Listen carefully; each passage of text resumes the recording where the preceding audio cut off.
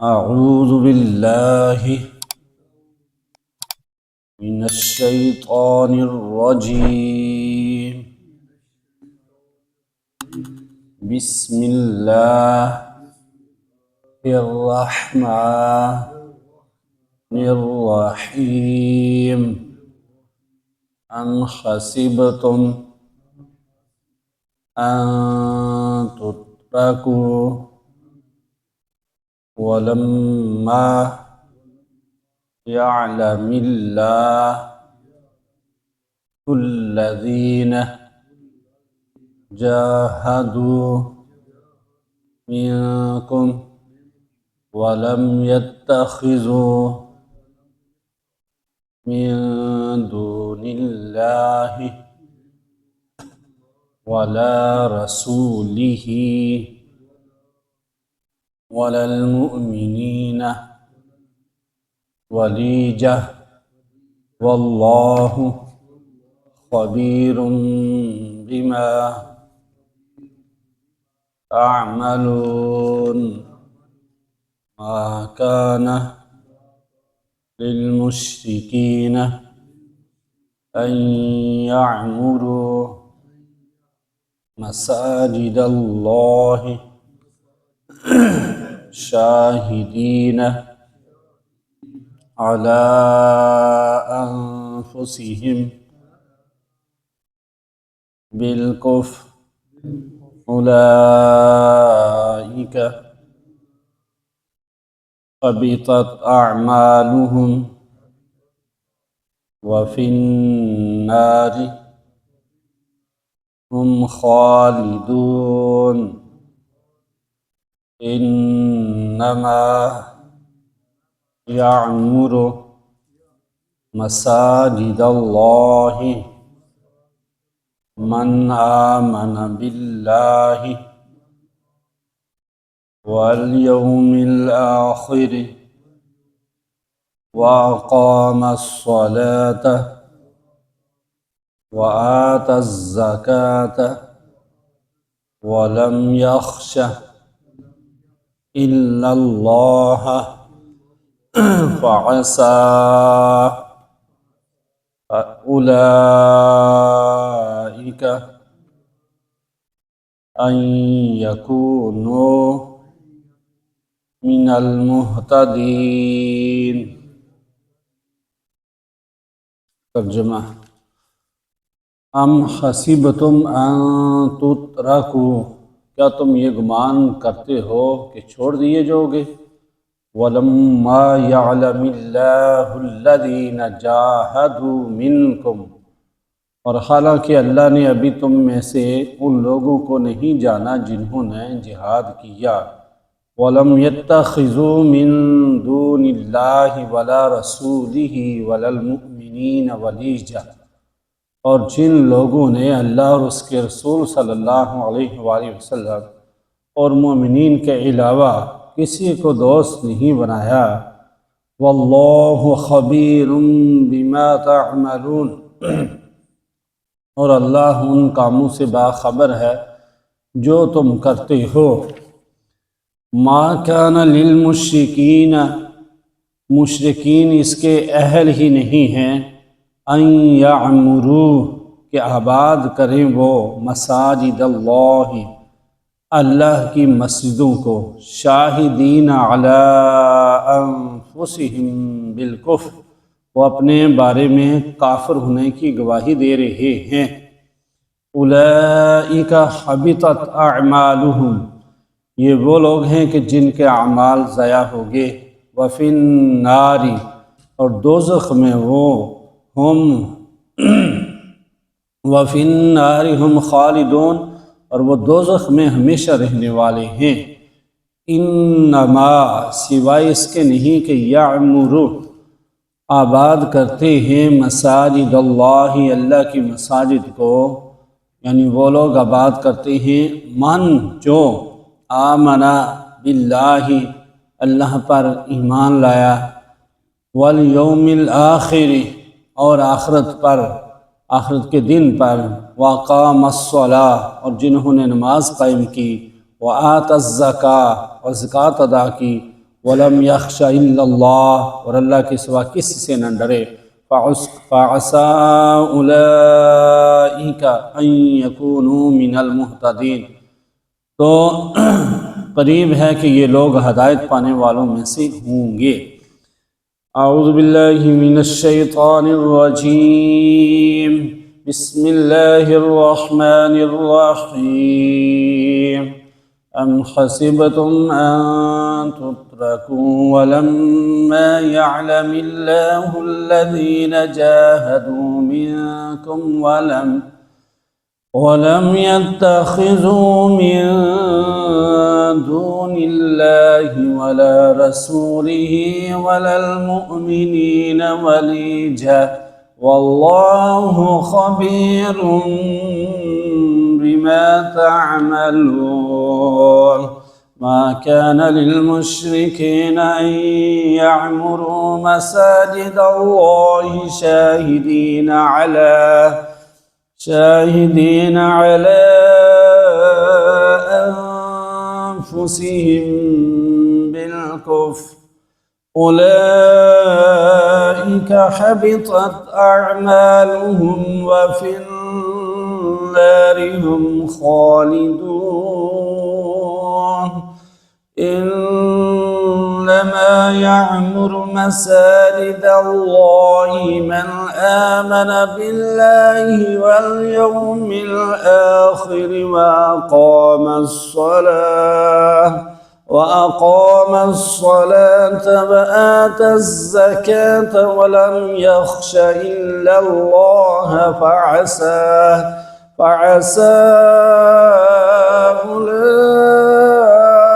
أولئك أن يكونوا من المهتدين۔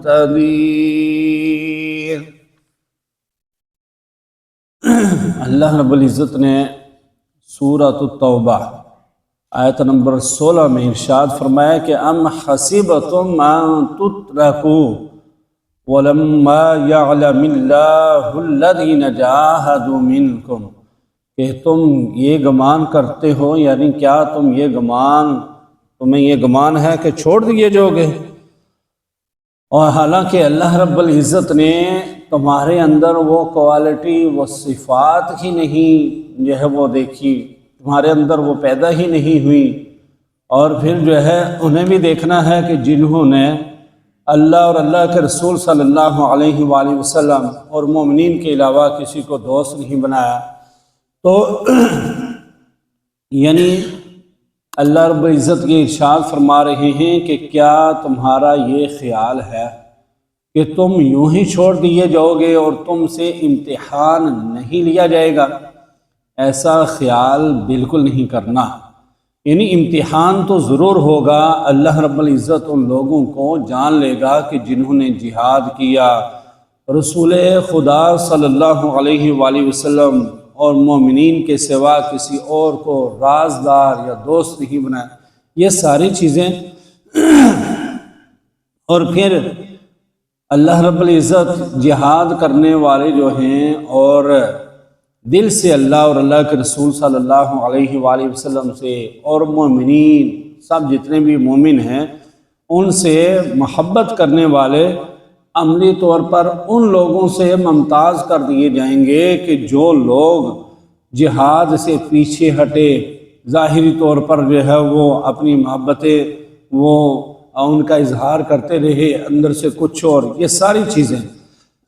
ایک جگہ اللہ نے فرمایا ما کان اللہ لیذر المؤمنین علی ما انتم حتی یمیز الخبیث من الطیب، یعنی پاک لوگ برائی اور اچھائی ان میں فرق جو ہے یہ تو کرنا ہی پڑتا ہے، اور صرف ایمان لانے کی جو دولت ہے وہ بھی کافی نہیں ہے۔ اللہ نے ایک جگہ ارشاد فرمایا حسب الناس ان یترکوا ان یقولوا آمنا وهم لا یفتنون، کہ کیا لوگوں نے یہ گمان کر لیا ہے کہ صرف یوں کہنے سے چھوڑ دیے جائیں گے کہ ہم ایمان لائے اللہ پر، یعنی ایمان لانے کی وجہ سے اور جانچ نہیں کی جائے گی، مطلب کہ امتحان وغیرہ فتنے وغیرہ آزمائشوں کے اندر نہیں پڑیں گے، ایسا نہیں ہے۔ یعنی جو بھی مسلمان ہے اسے امتحان دینا پڑے گا، امتحان کی تیاری کرنی پڑے گی، اور جتنے بھی سوال ہیں وہ سارے سوال جو ہیں یاد کرنے پڑیں گے، کیونکہ ان سوالوں کا جواب دینا پڑے گا۔ مختصر آگے فرمایا ما کان للمشرکین ان یعمروا مساجد اللہ شاہدین علی انفسہم بالکفر اولئک حبطت اعمالہم وفی النار ہم خالدون،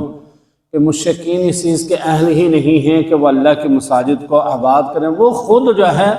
اپنے منہ سے کہہ رہے ہیں کافر ہیں، وہ خود اپنے کفر پر گواہ ہیں، اور ان کے جو بھی اچھے اعمال ہیں دنیا کے اعتبار سے سارے ختم، کیونکہ ان کے پاس ایمان کی دولت کی نہیں ہے، اور جہنم میں ہمیشہ رہیں گے۔ یعنی مسجد جو ہے یہ آباد کرنا، اگلی آیت میں بھی اللہ رب العزت نے مساجد کے حوالے سے ہی فرمایا۔ تو حضرت ابن عباس رضی اللہ تعالی عنہما نقل فرماتے ہیں کہ جب غزوہ بدر کے موقع پر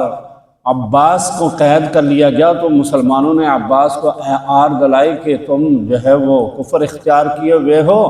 اور تمہارے اندر قطع رحمی بھی ہے، قطع تلقی کرتے ہو تم، کیونکہ رسول خدا صلی اللہ علیہ وآلہ وسلم کو مشرکین نے ہی مکہ سے نکالا تھا۔ تو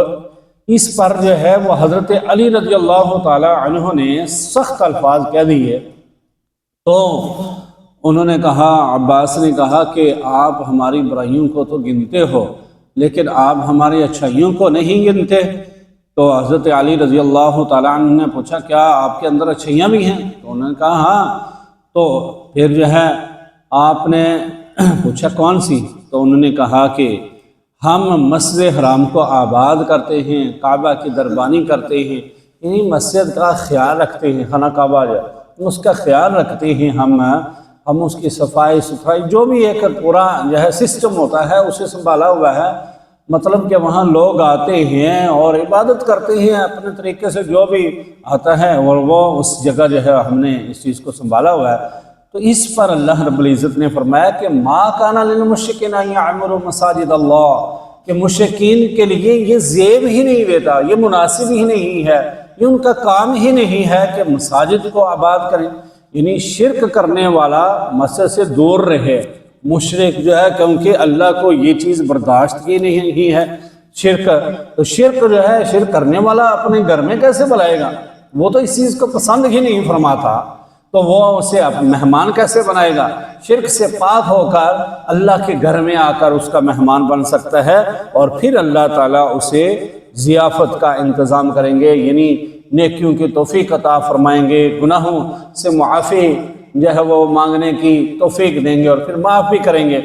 اور یہ تو سارے ہمیشہ کے ہمیشہ مشرک ہیں، وہ تو جہنم میں ہیں۔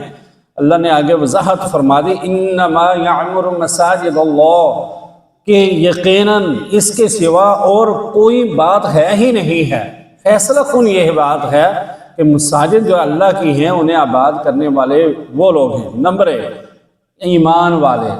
آمن باللہ، ایمان لانا ضروری ہے، یعنی ایمان پھر پختہ، ساتھ یہ نہیں کہ ایمان اللہ پر بھی، اللہ کے رسول صلی اللہ علیہ وآلہ وسلم پر بھی، اور اللہ کے بارے میں بھی، اور اللہ کے رسول صلی اللہ علیہ وآلہ وسلم کے بارے میں بھی ڈنڈی ماری جائے، اللہ کے ساتھ شریک ٹھہرایا جائے، اور نبی علیہ السلام کے بعد بھی کوئی نبی آئے گا تو یہ چیز نہیں، نبی علیہ السلام آخری نبی ہیں، ان کے بعد کوئی نبی نہ آیا ہے نہ آئے گا، جو دعویٰ کرے گا وہ جھوٹا ہے، اللہ کے سوا کوئی بگڑی بنانے والا نہیں، کائنات کو اسی نے پیدا کیا اور نظام بھی چلانے والا وہی ہے، ہمیں زندگی موت سب کچھ وہی کرتا ہے، وہی اس نے نظام سنبھالا ہوا ہے، اور وہی قبضہ قدرت میں، اسی کے قبضہ قدرت میں ہر چیز ہے۔ اور فرمایا کہ دوسری چیز والیوم الآخر، آخرت کے دن پر ایمان لانا۔ جو بندہ یہ کہے کہ جی آخرت میں عذاب ہی نہیں ہوگا، یا چند دن ہوگا، یا گنتی کے دن ہوگا، وہ سارے جو ہے فارغ ہیں، یعنی اللہ کے گھر کی خدمت، خادمیہ،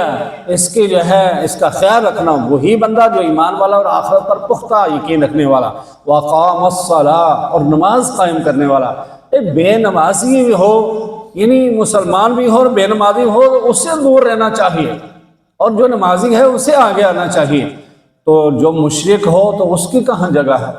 جو مشرک ہو اس کی کہاں جگہ؟ تو بہرحال مشرک بھی اپنے طور پر اللہ کی عبادت جو ہے وہ کیا کرتے تھے، اب بھی کرتے ہیں، لیکن نہیں، ایمان آخرت پر، اور ایمان یعنی مسلمان ہونا، پھر آخرت پر ایمان پختہ، پھر نماز ادا کرنا، وآت الزکاۃ، اور زکوٰۃ، زکوٰۃ کا منکر جو ہے وہ بھی دار اسلام سے خارج ہے، اور وہ بھی بالکل جو ہے وہ مسجد کی آباد کاری میں کوئی حصہ نہیں لے سکتا۔ وَلَمْ يَخْشَ إِلَّا اللَّهُ، اور وہ جو کہ اللہ کے علاوہ کسی سے نہ ڈرتا ہو، فَعَسَىٰ أُولَٰئِكَ أَن يَكُونُوا مِنَ الْمُهْتَدِينَ، تو توقع یہ ہے کہ یہ لوگ ہدایت پانے والوں میں سے ہی ہوں گے۔ یعنی اللہ کا گھر، اس کی دیکھ بھال کرنے والا اسی شعبے سے متعلق ہو تو زیادہ جانتا ہے کس طرح لوگوں کو ڈیل کرنا ہے، کس طرح مسئلہ بیان کرنا ہے، کون سا نہیں۔ بعض لوگ یہ کہتے نہیں آپ نا ایسے نام لیا کر اس طرح کیا کرو، آپ ایسے کیا کرو، فلاں کیا کرو، تو ایسا تو نہیں۔ یعنی مسجد اس چیز کو سمجھنے والا بندہ ہی چلا سکتا ہے۔ اللہ رب العزت سے دعا ہے کہ اللہ تعالی ہمیں مساجد کو، سب مسلمانوں کو علم حاصل کرنے کی توفیق دے، اور مساجد کو آباد کرنے کی توفیق عطا فرمائے۔ اور یہاں اہم بات جو آخر میں بس ایک منٹ، کہ صرف جو ہے اس کا مطلب یہ نہیں کہ مسجد کی بلڈنگ کھڑی کر دی جائے بہت بڑی، مسجد کے اندر اے سی لگوا دیا جائے، یا جو بھی جو ہے پتھر کا کام، ٹائلیں لگوا دی، یہ بھی ثواب ہے بالکل، لیکن آباد کاری، نماز جو اصل چیز ہے نا، جو روحانی چیز ہے،